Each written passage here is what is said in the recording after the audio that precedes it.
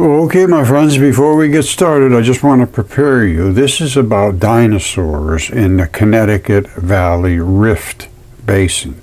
Now, why were there so many dinosaurs here? And what is the geography here? And what is the layers of bedding? Let me show you. This is what mainstream says. Somehow, most of the life on Earth perished in a brief moment about 250 million years ago. This is the Triassic extinction. Scientists call it the Permian-Triassic extinction, or the Great Dying. And then there was another event afterwards. Now, this was the worldwide Great Flood. It killed virtually everything, and it killed the giants, and it killed all and created all the mud fossils, which I'll show you in a second. And I have a human footprint, human-ish at least, stuck between the layers of the Triassic footprint, the red, the gray, and the black. Here it comes. All right, this is what a rift basin is. A basin is just basically a bowl, and that's why they preserved in such a manner as they did. And there was a red bed, and then gray clay, and then a black cap. Okay, this is it right here. Origins of the dinosaur dominance in this particular area of this Connecticut Valley Rift Basin, exactly where I am. Now, the basin with a lower red bed, gray clay, and black cap is where this is what is found in this area, and that is the Triassic signature. Red bed, gray clay, black cap. That's the Triassic signature, and it is worldwide. Now, let's get into this because this changes everything. Okay, good morning, my exceptional friends, because you are exceptional for being able to open your mind enough to examine evidence and not just say forget about it. Now, I am going to be talking about Dinosaur State Park today, right down the street from me. And I have Triassic fossils because I am in the Triassic area of central Connecticut. There's a lot of papers done about it. And this is where they had the Triassic dinosaur footprints.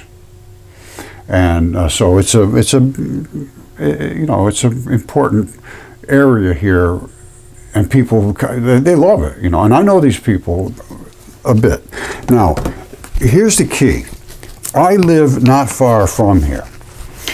What happened with the Triassic era was there was a great hot water flood. We almost got hit by Venus. This is just what was written in the ancient texts, and it certainly appears to be true.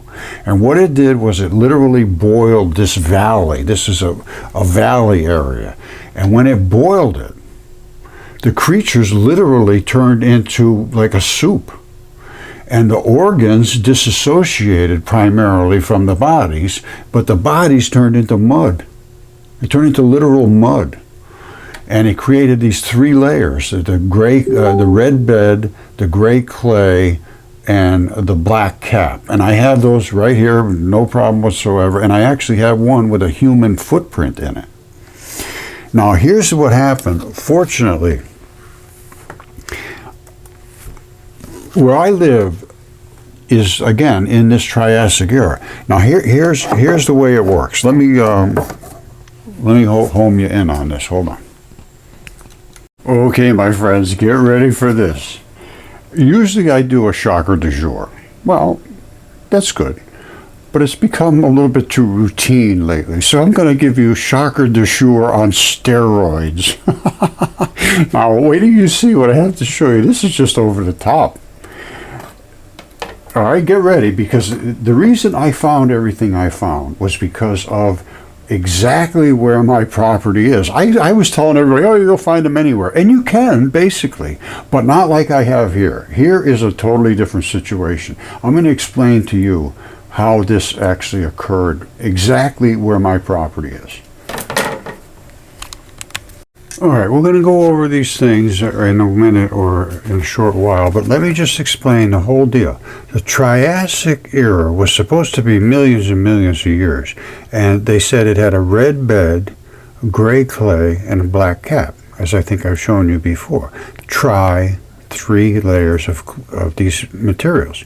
It's a worldwide 3 color layers, all everywhere around the whole entire world. And also they called it the Great Dying at this particular period because everything on Earth died off. Now, in recorded history, it was recorded as a hot water worldwide global flood, heavy silicates and salts, because we were almost impacted by Venus. And it created a flood. It hit the atmosphere and combusted. And as it was approaching, it was hotter than the sun. And it boiled everything. And in this basin, which is it's just like a basin, the water would have been up here, and it would have boiled. And everything in here would have boiled like just a soup. And the very bottom, the red would run off, which was the body flesh. Literally, the red is the flesh. And it boils off, and then you get other parts of the creatures and biology and so forth, and that's where you get this gray clay. And then the black cap was from all the fallout of all of the combustion and volcanoes and all that stuff. So the substrate was here. This was the original Earth.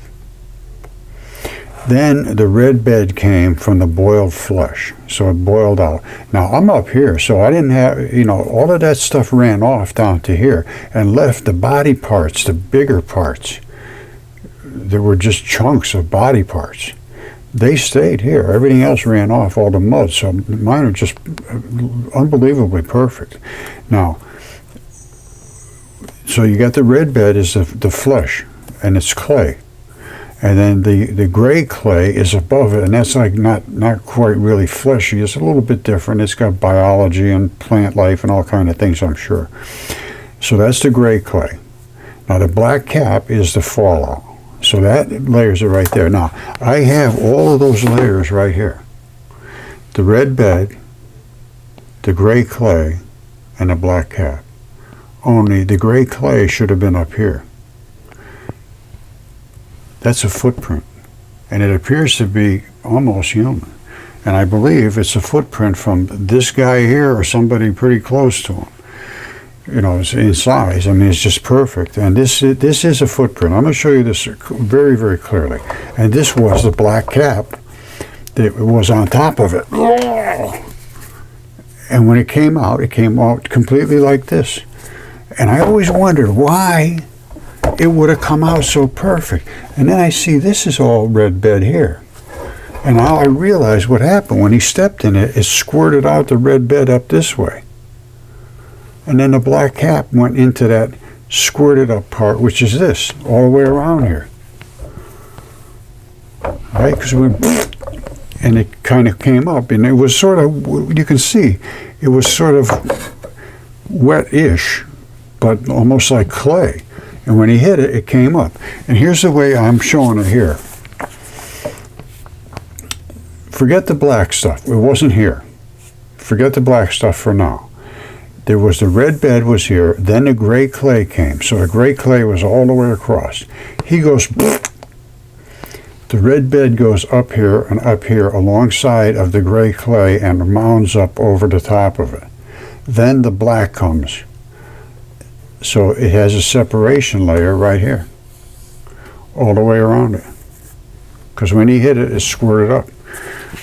And that's why it came out so perfect. I always wondered about that. I thought, boy, that's unusual. How could this happen? And that's what it is. Because if you look at this is the red bed here. This is the same stuff that's way down at the bottom. And again, this is the black, this is the gray clay. See? That was supposed to be above the red bed. And it got pushed below it. See? And then all of the fallout came. So this guy was running for his life, I can tell you that. It sure looks like it to me.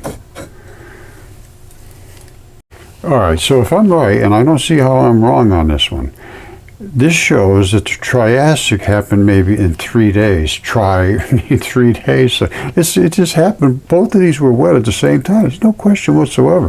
The footprint is in there, absolutely flawless, and it pushed down through the red bed, which was still wet. and then the black landed on top. And then to have the foot that goes along with all of this, and I'm pretty sure that foot would have made this exact same impression. It's beyond unbelievable, but it's true. It is what it is. Okay, just to give you a little lay of the land. There's the Dinosaur State Park, and I'm over here. I'm about 7.5 miles away, and as I showed you, this is the lay of the land here. This is a Rift Valley, and everything washed down into the bottom, and all of the mud ran off my stuff and left all of the organs and the denser parts intact as stones, but the bloody, fleshy stuff ran off as mud. All right, I just want to be absolutely certain you understand what you're looking at here. This is the top, and it was on this, and when I found this, it just came right off, and I always wondered why it would come off. The gray clay went down through, and it pushed the red bed up on the sides, and here it is here. You see that? That's red bed. That should not be. That should be this black cap. That should be this color. Now, I'm going to use some water, put it on here, because water always gives you a better idea of what you're looking at. So that is the black cap. All right? It's not hard to see that. But look at on the side. That's the red bed. Now, that's supposed to be way down at the bottom. But it just happens to be here because it got pushed up when the guy stepped the gray clay down and displaced that red bed and pushed it up on the sides. Now, so there's the black cap, and it has little edges of the red bed. That's why it came off so perfect. And of course, there's the red bed, and the gray clay was up here. Came up like this. That's why this still has some gray clay on the side, I mean the red bed on the side. Otherwise it's this black cap. That's what it should be, the whole thing. Can you see that? Yeah, just barely. And again, this is the red bed, and I mean it doesn't get much redder than that.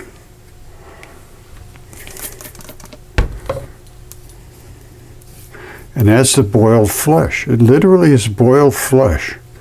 And that came off and puddled in the bottom. And then the gray clay, which is it's what they call marl.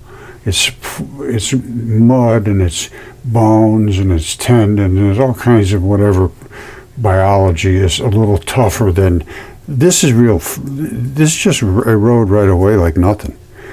When you boil a creature's body, the fleshy stuff goes. And then after that, the organs are, pretty much stay intact. And that's what happened here. Like this lung, hold on. Hold on, I gotta get it.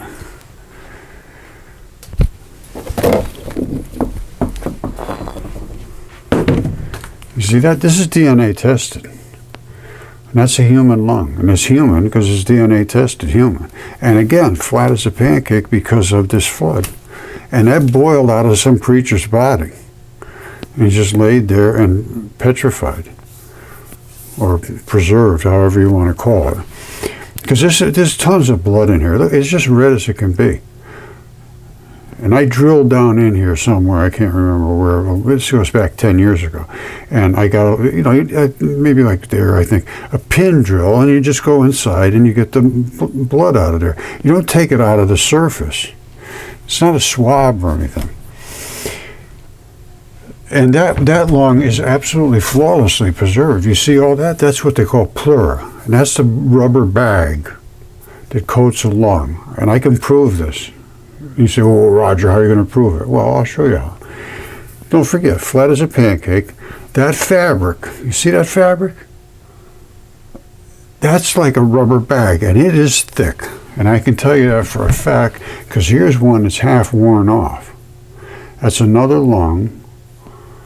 All right, I don't know if it's a human or not. I didn't know it's not DNA tested. But you see that? That's the rubber bag. It's just eroded away. flat as a pancake from the flood. And the rubber bag, which is, they got to do this all day long. And you get bashed around, your lungs get bashed around. You ever think of what happens to a guy playing football? This is some pretty serious biology here. But it is eroded away, and that's what happened in the flood. They have seams in them. You see where that seam? This one snapped and eroded. The other one has a seam, but it didn't erode. It didn't snap. You see the seam? If that had just had in a different conditions, and I don't know what conditions this one was in, but where it was, that particular seam snapped. You see it come running right down here, same thing. And as they dried out, see, when they were soaked, seams, they seam with some glue. I mean, literally it's like glue. And because it's got a seam somewhere, and that's what happens. Even bones, like this is a bone. So I got a little water on it here, but you see that seam right there? I don't know if you can see that or not. It comes up like this and back like that. That's a regular seam.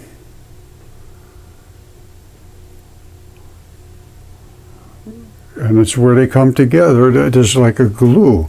If you look, I've seen, I don't want to get too deep into it, but they trust me, they wrap right around. And that right there and this right here is where that seams in. And they all have seams all over the place. Even like the foot. Hold on.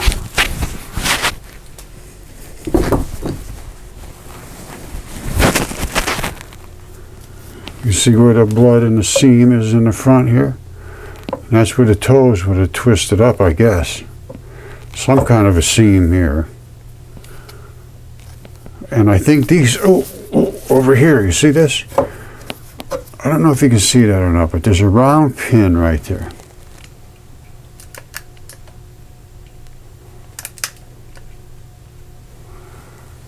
All right, and I don't know if you can see that or not, but there's a round pin, and you see these curves here?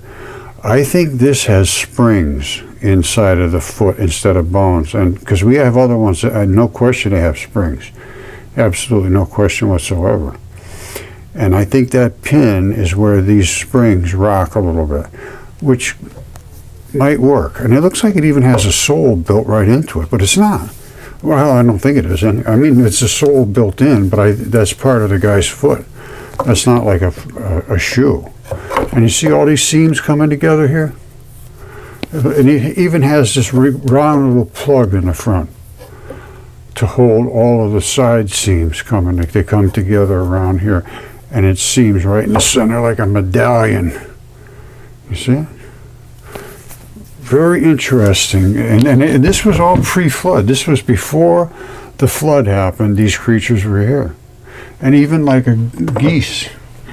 This is Caesar Augustus. All right, you see the feathers in his head? See his beak? And this is nucleophilic invasion and substitution. So whatever was in the waters near here, and it was boiled into it, it invaded and substituted. That's good. Look it up, nucleophilic invasion and substitution. Now, the key is, though, it invades and substitutes according to the biology that's invading. So this is feathers. And they're feathers. This is feathers. So it substituted molecules in the feather to stabilize it. Well, guess what? Inside it's not feathers. Inside it's meat and bones and arteries and veins and, livers and kidneys. So here is not the same as the surface. Anywhere where there's a membrane or collagen, it created aluminum silicates, which is feldspar. Feldspar is from membranes. Phospholipids boil down to become aluminum silicates in the flood. Aluminum silicates, every single rock almost there is, has a coating of aluminum silicates, because almost every single rock that's an individual rock like this was a body part of some creature. Now that's not a body part, that's fallout. That's just accumulation on top of there, as was the mud, all right, and the gray stuff. All right, so I'm not saying there is no such thing as rocks that are not body parts. No, that's not what I'm saying at all. But there are a ton of body parts that are rocks, and I have a ton of them here. I mean, even meat, preserved like a piece of meat.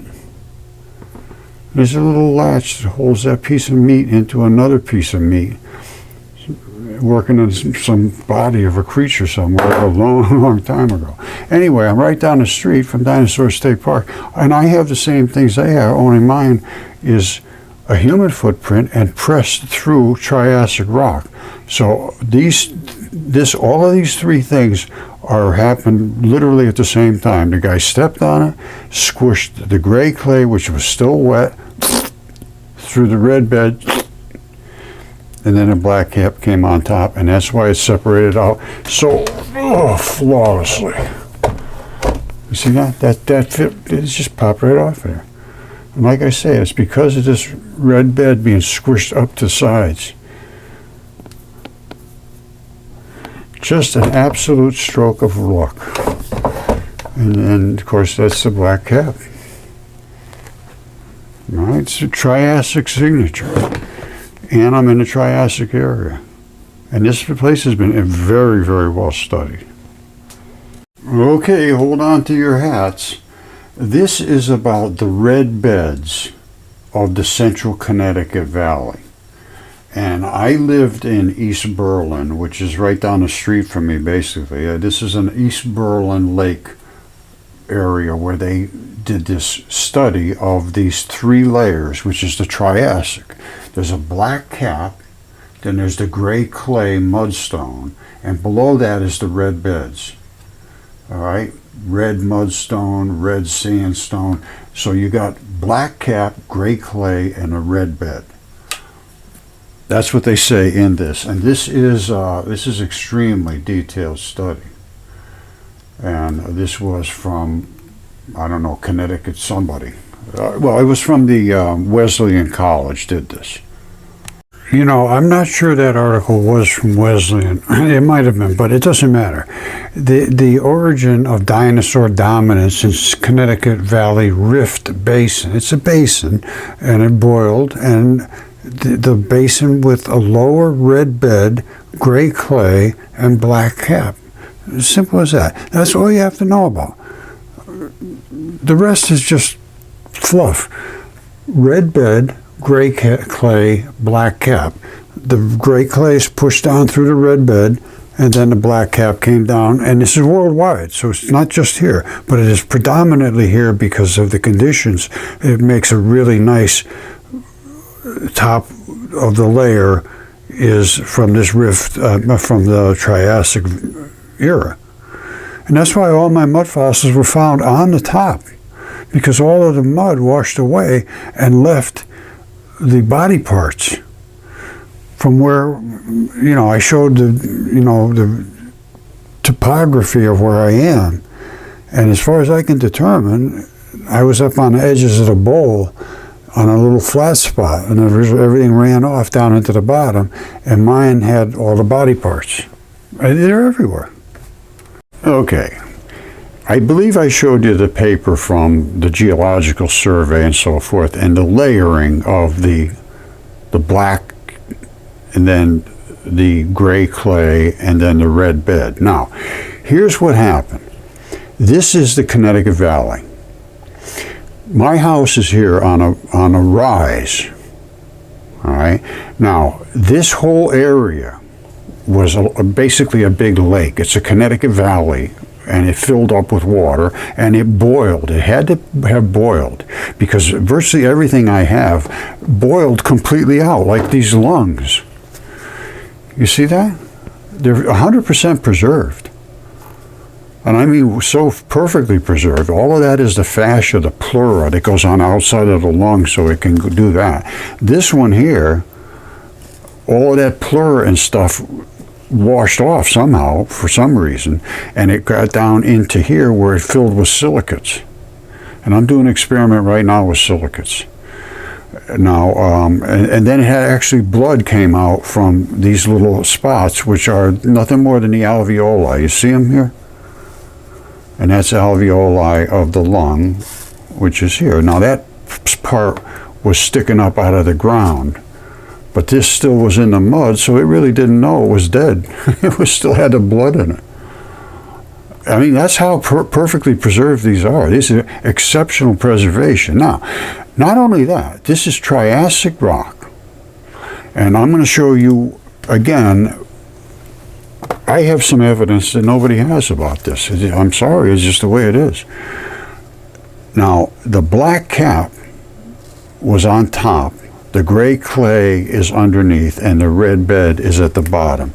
And here's why it was this way. The black cap is at the top, all right? The red bed is at the bottom. And then there's gray clay in the middle. It boiled all the bodies in here. They boiled them all. And what happened was the flesh, the red gooey stuff, boiled off first and settled to the bottom as the red bed. All right, and that's what happened. It all boiled off, the fleshy stuff, like a soup. Then what happened was the gray clay is what they call marl. It's got bones and bits and pieces in it and all that stuff, and it's not quite the fleshy stuff, but it's what's left over after the flesh. Let's go with that. And there'll be organs in there because they separated, just like I showed you. And I have a ton of them. And there's all kinds of creatures. I have a goose here. There's his feathers. And everything I have from this great flood is flat on one side and basically perfect on the other. Now, the reason it happened here on my property specifically was because, again, the red bed is from all the body flesh. Then the gray clay came over, which was the leftover stuff. And then the black cap came over that because that was the fallout from the burning of the skies and the smoke and all that. It's the black cap is the fallout. And I have all three layers here, and I'm going to show you that in a second. It's going to blow your mind. And then the gray clay, it's green, gray, whatever you want to call it, but here it's gray. And then the bottom was the red bed, which is the fleshy, bloody area that eroded to the bottom. Now, every single place on Earth has the same layer. They all have this Triassic. It's worldwide. It's not like I only have it here. It's worldwide. Some of them have washed over it, and then there's a lot of sediments on top, yes, so you don't get down to them. Mine, what happened was all of the stuff that would have laid on top, like down here, you don't have too much, you just got a bunch of muddy stuff down here. But me, all the mud ran off and left all the body parts just laying all over the place. I mean, perfect, absolutely flawless. And all of the muddy stuff, the cheap stuff that would have overlaid it, washed away around down the hill and left it here on my property. And I could find them all over. They were just everywhere. I had about 10 acres. Now, I sold some of it. I gave some to my kids, but this is right in my backyard. It's all over the place. Everything I have here came off my property, basically. You know, some people have sent me some things, but if I show you something like that, I will explain to you. Somebody sent it to me. But what I'm going to show you here is a human footprint, and I believe it was made by somebody with a foot just like that. It fits exactly into that. And not only that, that footprint stepped through the gray clay into the red bed. So all of this happened at the same time. The red bed was laid down, the gray clay laid on top of that, and then the black cap came on top. And I have the black cap over here. It sits right into this footprint. That's a footprint. You see the balls of the foot right there? That's his heel. And it went right through this red bed. The gray clay was way up here. and he pushed that gray clay down through the red bed. And I'll show you this in a microscope in a second. You're going to see the red bed is down here, and the gray clay has pushed itself down through the red bed. It's not supposed to be down at the bottom. It's supposed to be up here, which it is, but it pushed down through the clay red bed. This is the red bed, the reddest red. When I put some water on there, you'll see. And that was what the guy stepped on when he was running to save his life. And it squished it down through the wet red bed. So the red bed had to be wet. The gray clay was obviously wet because his foot molded into it. And it pushed it right down through the red bed. And then after he scampered off wherever he went, the black cap came back down on top of it. And here is the black cap. I'm going to put some water on this so you can see it, but that's the black cap right there. And that was right on top of that. All right, every time I put it on here, it scuffs it all up, so I'm not going to put it right down on there. But I'm going to show you this in great detail, so there won't be any reason that we can't understand each other. This was the black cap that came down on top. And you're going to see all kinds of silicates, and it is from the Triassic era. So this is a human footprint. And this is a human-ish, well, it's a footprint of a sort of human, because this is not really human, I don't think. It looks like a shoe. It's not a shoe. That right there looks like a shoe, you know, the heel of a shoe or something, but it's not. It's just the way the thing was built. And you see these curves here? And that little circle, I think this has the springs in it, like some of the other ones we have, because they don't have bones in them. It's just, it is what it is. And I'd like to have somebody examine it. I'm right down the street from Dinosaur State Park. So I think with the evidence I have, and then of course my other ones that are DNA tested and CAT scanned and all that. But this, I would hope, would have some interest that the humans were here at the Triassic era, making footprints and showing that it was all happening basically in the same couple of days, as far as I can determine. And that's what was written in the ancient text. It was a giant worldwide flood. And this is exactly, and hot water. This is exactly what happened. The red stuff would go to the bottom, which is the fleshy stuff. The marlish stuff would go above that. And then the black cat came out after all the fallout from all of the burning and combusting in the skies and everything. All right, let's get a handle on what's going on here. Here's the footprint, and that really is the balls of his feet. My foot fits right in there perfect. And this is, of course, the heel. And this is the outline of the foot, bloop, pushed right down through the red bed. So let's start with the red bed. Now again, I got this all scuffed up because I kept putting the top piece on and all. It fit just, it was on top of here exactly flawlessly, the black cap. Now let's start with the bottom, the red bed. All right, you see how red that is? That's the red bed. Okay, just watch this now. That is the gray clay, and that is right where the guy stepped. Now, there was a Slurpee on the top of here, some gooey stuff, and it created what I call suck-ups. He hit here, and he went, and it sucked up all in the middle, but not on the edges. They're suck-ups. And it lifted up the you know, it pulled up some little spots. You'll see them in a minute. But that black cap, I mean, that gray clay is what I want you to pay attention to. That's what he stepped on there. Now, it pushed that gray clay down through the red bed, which was underneath. The gray clay would have been up to about here. He pushed this piece through. The rest is gone. I don't have the other gray clay above it. But what happened was that gray clay ends up now at the bottom here. It's not supposed to be here. This is supposed to be red bed down here. All right, do you understand? That should not have been pushed down through that red bed. It should have been just laying on top. Well, now it's underneath at the bottom. So the only possibility is for that gray clay to get through this red bed, they had to both be wet at the same time. Bloop, it pushed the black the gray clay down through the red bed.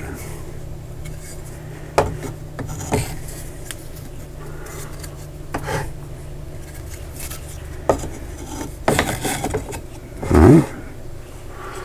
Little jigsaw puzzle there. I never was good at those. But I'm going to put this in a microscope so you can see the suck-ups and you can see the difference in the coloration. And that, like I say, that gray clay should not be down below there. It should be above. This all happened basically in the same few days. Okay, here's the whole ball of wax. This footprint stepped down through the red bed and push the gray clay down through it. I showed it very clearly. You can see the gray clay is below the red bed. Should not be that way. And this is the footprint. This is a foot. It looks like it has a sole of a shoe, but this is not. It was built this way.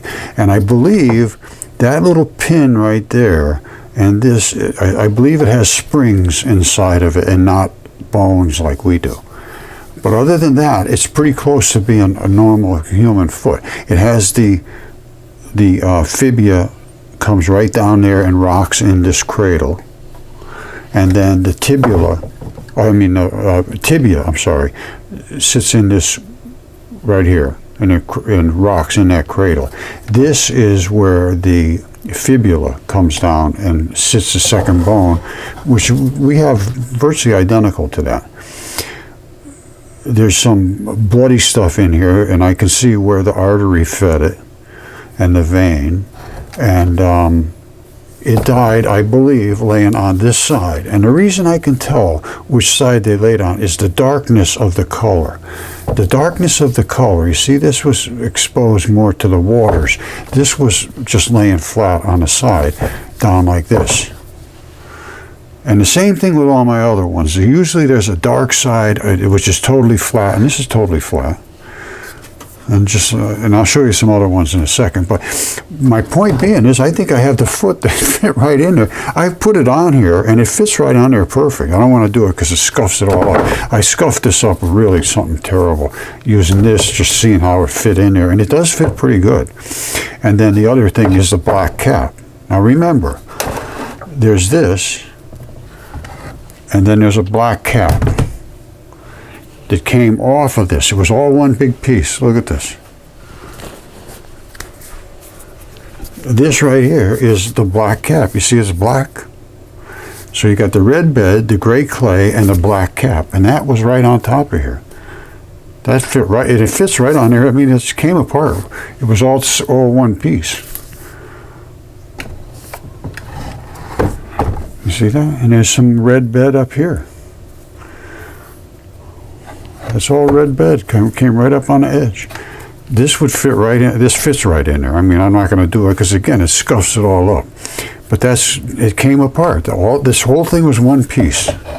So we know, well, let me put it this way. If you can come up with any other reason that all three of them could have pushed together and the gray clay went through the red bed and then the black cap came on top.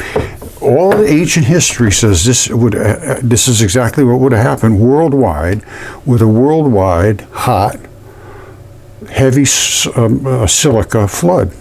This is what caused this. As far as I can determine, I'm pretty satisfied that this could have been the guy's foot.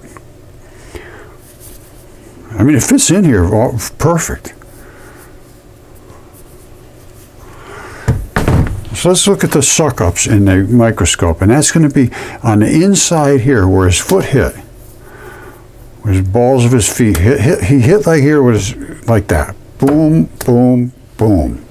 So it's boom, boom, boom, bada boom, bada boom. And when he did, it went on the edge. They're not bumped up because there's no real suction. So these are what I call suck-ups. Let's take a look at them in the microscope. You know, we don't need the microscope for seeing the suck-ups. Here they are, these little dimples here. Now I'm going to home in on that. You see those little dimply looking things? Hold on, it's going to get fuzzy. All right, on the edges, over in here, they're not like that. Over here, they're not like that. Only in the center, because that's the area where the suction would be. Let me put a little moisture on there. Maybe you can see it, maybe you can't. Hold on. Let me back off of here, because it's pretty cool. Okay, a little moisture always makes things easier to see.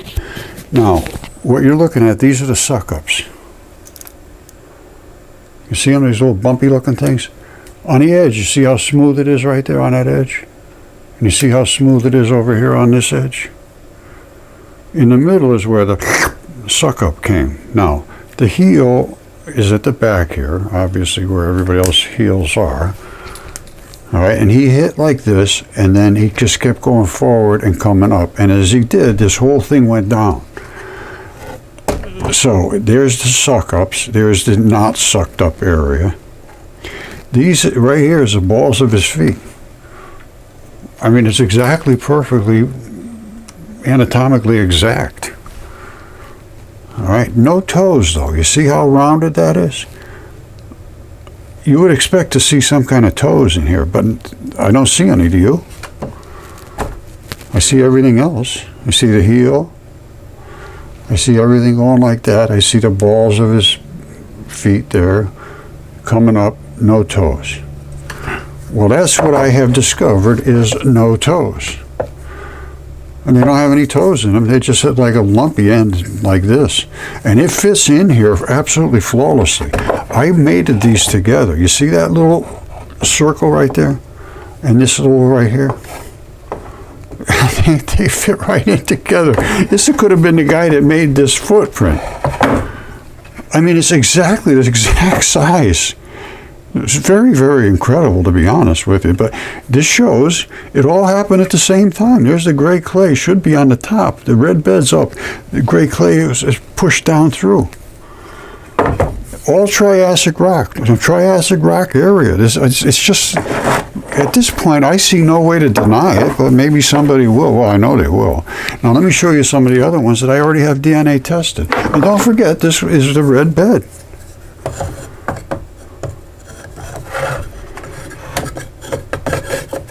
Right there. It doesn't get any more clear than that I can think of.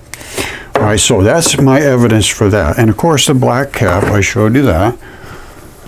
Oh, this was all the fallout after all of the fires and ashes and burning. That's black cap. But this was where it made it up to this. All right, this was all one piece when I found it. Okay, here it is right here, the Permian Triassic Extinction Event. This is the Triassic Extinction, also known as the Great Dying. It took place 252 million years ago. Well, one of the most significant events in the history of our planet. And I'm just laying it right out here to you now. It didn't happen that long ago, and it happened very quickly, not millions of years. It says it's a very, very long period of time, a couple of 100 million years. I say it was a few days, a few weeks. You see this? This is a rift basin, a valley rift basin. That's what it boiled like a big bucket, and that's what happened. And I happened to be on a rise, as I showed you before, I believe, and all the other stuff ran off and left all the body parts just strewn around my property. So that's Wesley, and Yale studies this area too, but it has stayed away from me because of the finds that I have upend the things that they have. Somebody told me not to be too confrontational, and I tend to be a little confrontational after all this time showing all these things, DNA tested, CAT scanned, lungs. This is a human lung, flat as a pancake. The only way is from this flood. It boiled out of a creature's body. And here's another lung, the same thing, boiled out of a creature's body. This one, the pleura, is partially off and the lung is exposed, still flat as a pancake in the back. All my stuff is like that. And DNA supports it, but I have things that are exceptional in size, and that puts me in a realm that nobody wants to talk about. And I see that as suppression of all of this valid information that I'm showing, making it so that we don't really know what we're doing, we're talking about. And it's just to support the people that have a stake in this, so that they want to stay on top. You can't. This is all new. It's just new. They should embrace this and look at it. But this is why I get confrontational. I don't mean to be, but after 15 years and having this evidence for this amount of time, it's very hard to accept. I mean, I have DNA tests, I have CAT scans, and that's 10 years ago now. 5 years before that, I had all my information. I had the CAT, I didn't have all that stuff done by that time, but I had everything brought up to that point where I figured somebody would take it, and I didn't have to do the CAT scans and the DNA, and then nobody would. So I went ahead and did it myself, and it still didn't help. So that's why I got confrontational, and I don't mean to be harsh, but you know, this has been an arduous journey, my friends. Okay, so don't forget, I'm right down the street really from Friends of Dinosaur State Park, and these are all the footprints that they found, and it's the biggest set of footprints in North America. And you know, they're pretty proud of what they're doing over there, and they're doing a fabulous job with what they've got. So here's what we got is these footprints now, and they see that as important. Of course, they're in this red bed or the gray clay, one or the other. The black cap is not on there. Now they're talking about, we are one of the largest dinosaur track sites in North America. Beneath our geodesic dome, you will find an exceptional display of early Jurassic fossil tracks that were made 200 million years ago. And then they go on to talk about what's, you know, generally accepted in archaeology and so forth. But as you can see, and hopefully they will look at what I'm presenting, because, you know, I'm right down the street. They can come over here and look and see what I have. Or I can bring some stuff over there, but it's got to be looked at and not just dismissed, because of it's kind of striking. I got to be honest with you. It is spectacular, and it changes a lot of things. So again, I don't mean to be confrontational. I just want somebody to pay attention. And the only people that have any authority in this are people like this, or PhDs, big fancy Ivy League schools, and they absolutely, totally, 100% refuse, no question whatsoever. Don't want anything to do with my stuff. And I mean, I've tried them all really. Anyway, I'm not going to get deep. I see they have a stake in this that sort of makes things change a lot to what they said. But that's just the way life is. If it's true, it's true. If it's not true, it's not true. And if you can say it's not true, I'd like to have somebody say, no, Roger, you're wrong because this and this. Let me just show you the DNA test. And I'll show you a couple of CAT scans too. All right, these are the DNA tests. I took the samples out and sent the extracted samples to them for testing. They can be retested. This is one of the things that was tested, the lung. And I drilled a hole in here somewhere. This goes back 10 years ago, almost. 2015, I had these DNA tests done. There was 3 samples, and I sent them all off. And this was PCR DNA. It's the first one done in the world, certainly on human beings. And it was very, very clear. There was just almost red blood came out of them because I went deep inside. You can't take it off the outside. You don't, not a swab or anything. They did the negative controls on all of them. They were all negative on the negative controls. And then here's the sequencing. It was excellent quality DNA sequences obtained from the 36-inch tip sample and from the lung. That's the lung right here. Now the 36-inch tip was a huge fingertip from a gigantic creature. And they were Homo sapien, mitochrome B, and D loop region. And it was very, very well done. They went through all what they had to do was match a sequence, a genomic sequence of all of these different like program codes, and if they matched up, it says, yep, that is mitochondrial DNA from a human. That's the mother side. And that's what I want him to do, is check to be 100% certain that that's what it was. And he said, absolutely 100%. And he will stand behind that test.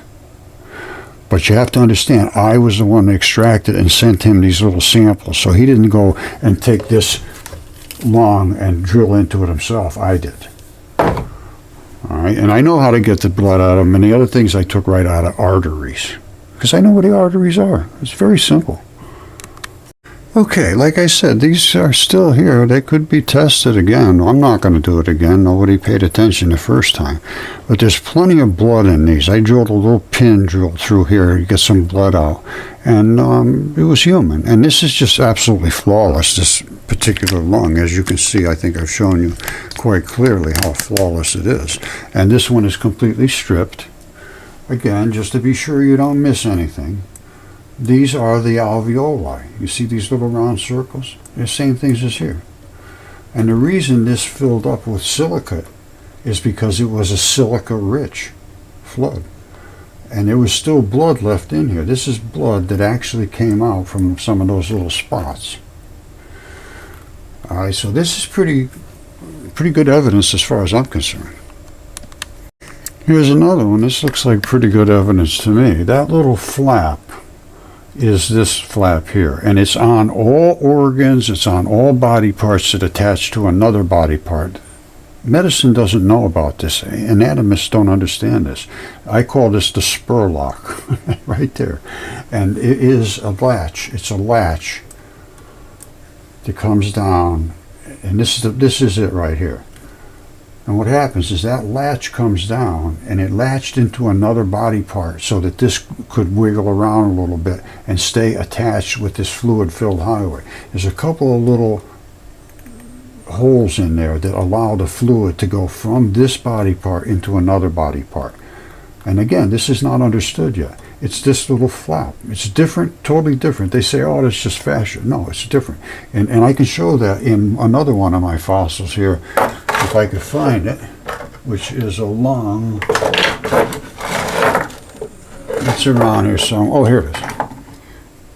This is a lung from some kind of a creature. You see that spot right there? That's that spot. That's the same spot. All right, and that's where the tubing and the plumbing went in for this lung. I don't know what kind of creature it was, but it died in the same thing. And this one here, hold on, let me put a little water on here. You know, this one I should show you in the microscope. Because the alveoli in this one turned into minerals. And what happens is it's called nucleophilic invasion.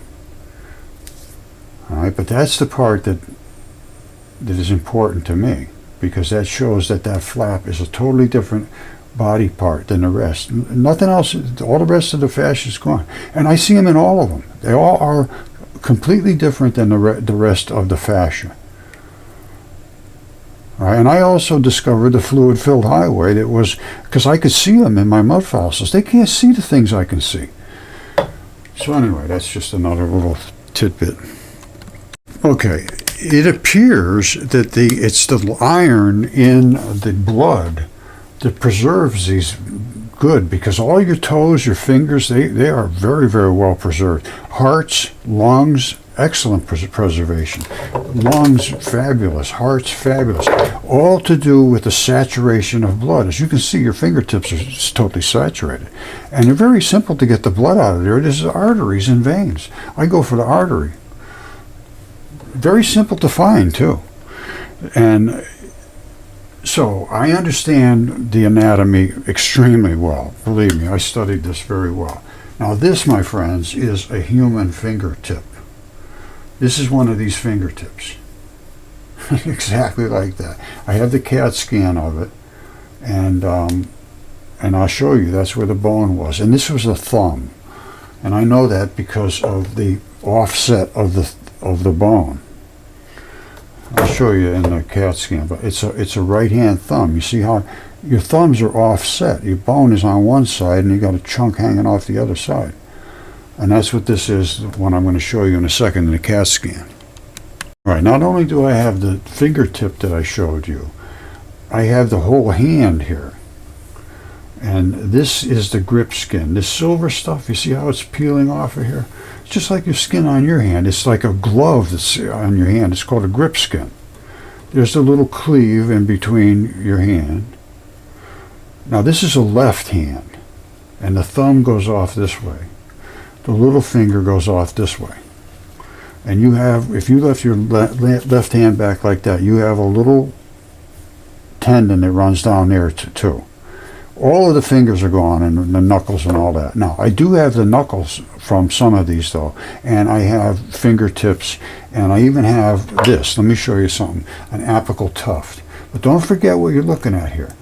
This is the grip skin, because I'm going to show you some other grip skin in a second. And these are some kind of, these little round spots at the bottom, you see? Some kind of bones are attached here, or whatever, I don't know. I mean, I know that's some kind of anatomy. It's not just round there for no reason. Now, and there's a lot of stuff going on up at your wrist here. Now, this is the fleshy, patty stuff that you don't have a really grip skin there like you do down in your palms of your hand and on your fingers. Now, where do you see this? This eroded. Where is it? All right, I have some of them that are completely eroded all the way down to this. You see that? That is what's called an apical tuft. And these sit on the end of the fingertips. And then these little balls, you see that ball? There's all these balls all over them. See them, these holes? And that's where your tendons lock into, so that you can move everything around. Very tough. And then it flares out to here. All right, now, let me show you the CAT scans of these fingertips.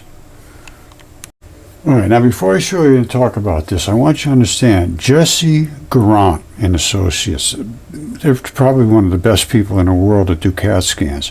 They did 7 CAT scans, 2D and 3D for me, no charge. And I mean, these guys are tops in the world. I'll show you their site, Jesse Garant and Associates. Ever need anything CAT scanned, any of that? I mean, deep. They can do anything, and the nicest people you ever want to meet. And they didn't charge me anything. I just had to ship it and pay to ship it back. And they did all this for free. Now, this is nucleophilic invasion and substitution. So you don't get a real good, clear picture of what's inside. But you can see enough. You see that? That's where the bone is, and it's offside because it's a thumb. But that's the shading of the bone. It's just a smidge different. But this is what's called nucleophilic substitution. So all the stuff that eventually flows through here in this hot boiling water and all of these minerals and metals and everything, they invade and they just take over. That's the substitution. Now, it shows some of the arteries and so forth coming down, but that's about as much as you're going to see. In the 3D, this is deep inside well, not deep, but it's inside. Now, I'm going to show you one. The 2D is surfaced, and it's fabulous.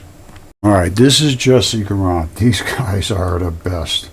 Jesse and Fabio, I worked with them. They did all this for, like I say, and so nice and so helpful. It was just amazing. And they do the 2D and 3D industrial imaging and all that stuff. They do aerospace, archaeology. I think they work for some of the top companies in the world. I mean the top ones. And they have 2 places in the United States and in Canada, but I could never thank them enough for doing what they did for me. Jesse, Fabio, thank you, my friends. Now this is the beauty of the 2D. You see this right here? That's where the fingernail was. That's this. You see that hook right there, that cut? That's this. The fingernail is here. You would never see that. There's no way you could see that. I didn't see it. I had no idea it was there until they did the 2D. You see, this is where the tendons lock in on the side too. And this at the bottom is where that apical tuft was. All right, this one here obviously didn't erode, but it's here. And you see these little straps coming out? Those are the straps that would have attached to the balls. There's one on this side, and there's actually one on the top. If you can see it, you know, it's not necessarily on the top. It's just part of that.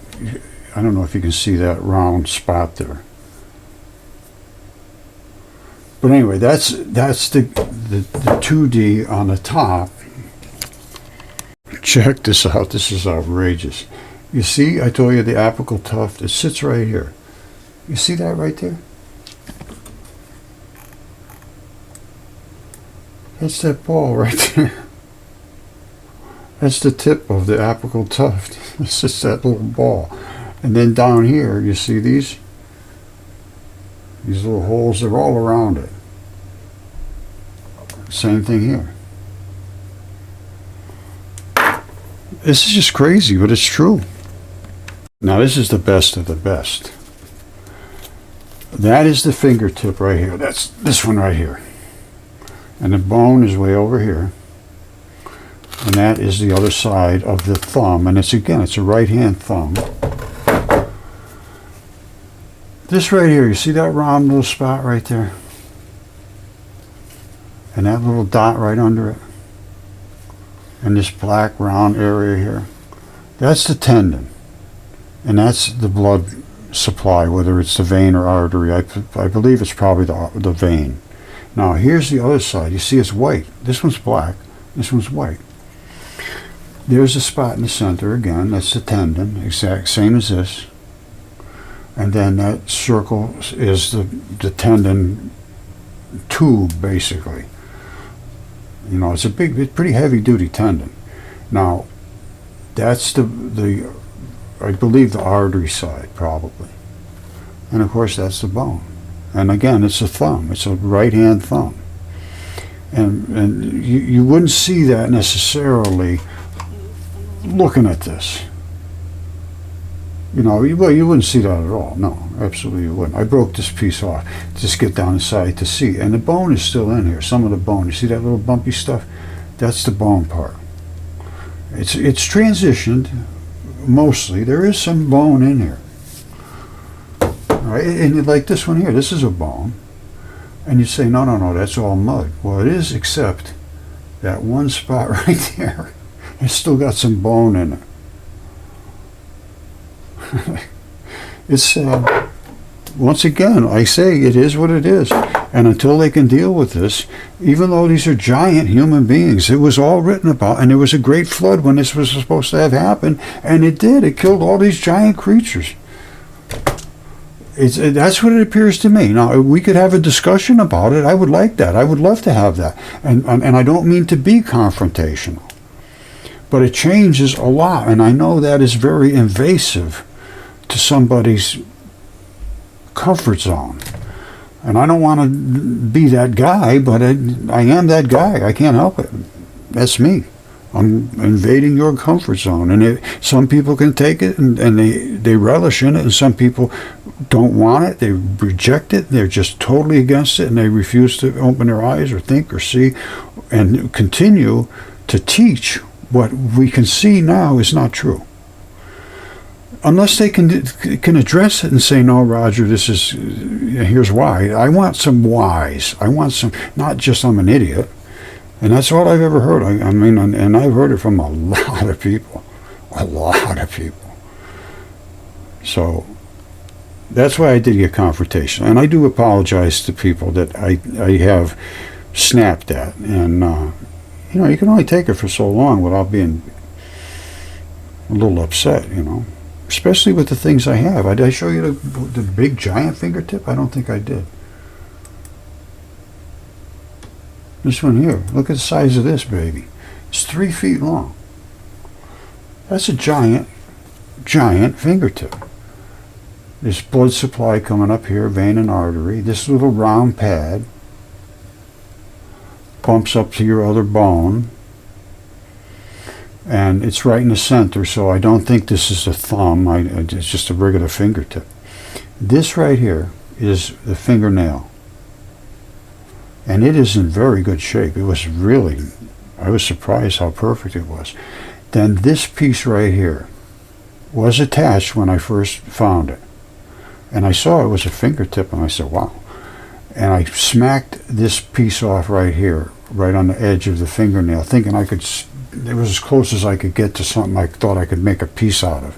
And I just whacked it. And it just came right off like a scab. I'll show you the piece. And it's got fingerprints and everything on it. So this is 3 feet long. And once you're down inside of a fingertip, there's blood everywhere. There's blood everywhere. There is blood everywhere. So don't tell me I couldn't get blood out of it. Now, what was the piece that I broke off? Right here. And that, my friends, is grip skin. You see these little dots right here? Those are sweat pores. And that's the ridges on the grip skin. The fingernail was up here. It ran way up like this area. And these are the fingerprint ridges. Now, and it peeled off just like this. On the back of this, it's not stuck to that at all. It just popped right off in one big scab, that piece. And those are fingerprints. Now, underneath here is saturated with blood. They all are. All fingerprints are like that. So once I got down inside, I could pull out, almost like raw blood. I think it was dry, as I recall. But I can get them wet blood. I showed you that. There's some that come out. Some of them I've seen from some friends of mine found it just absolutely blew me away. It was just saturated with blood. But this is too. That's a mind expander right there. Now, lastly, I want to point out Helix Biolab that did the DNA analysis, and I know he got slammed because of doing that. Nobody likes to have anybody do this kind of stuff, and I don't think he's willing to do it anymore. I'm not sure. But he did an absolutely fabulous job, and they do all kinds of laboratory testing, and very, very good. And he was cost effective compared to, well, nobody else gave me a quote, but I thought it was pretty reasonable. It was a pretty serious test. It was expensive, but it wasn't, I could afford it, let me put it that way. DNA sequencing based studies and, and biological laboratory quality. I mean, this guy, 100% tops. I give him A+, and it was absolutely wonderful to work with. And I felt really bad that he got beat up. And they beat up people. There's another guy, well, they fire people. If he was working for somebody else, they would have fired him. You see, he owns this place. And what happened with Mark Armitage was in some college somewhere, and they fired him for finding even soft tissue in a dinosaur. And he isn't even just in bones. If he'd have found this, they'd have found him dead somewhere in the woods. But, I don't think he learned what these things are really made out of, because I see, well, anyway, I'm going to drop that one. But Mary Schweitzer had the same thing. She was on 60 Minutes back in 2005 or somewhere around there, a long time ago, almost 20 years ago, saying she could find these soft tissues in fossils, and they just slammed her. And I guess she's come back into the picture again, because there's no way they can hide from this anymore. But they're trying like hell. And again, I don't mean to be confrontational, and I really felt bad for this guy. I really did, because I knew what he was going through. And they would probably, anyway, I'm just going to leave it at that. And again, I'm not trying to be confrontational. I just want somebody to examine this stuff that has these credentials, that is making all these statements. They just think I'm a guy in the woods being silly, but that's just not the case. And from what I just showed you, if you can't understand that, I have to question your level of competency, or even your level of reality. It's undeniable as far as I'm concerned. And again, I'm not confrontational. I'm just saying, who can deny it? That's what I'm asking for. All right, I love you all. Thank you.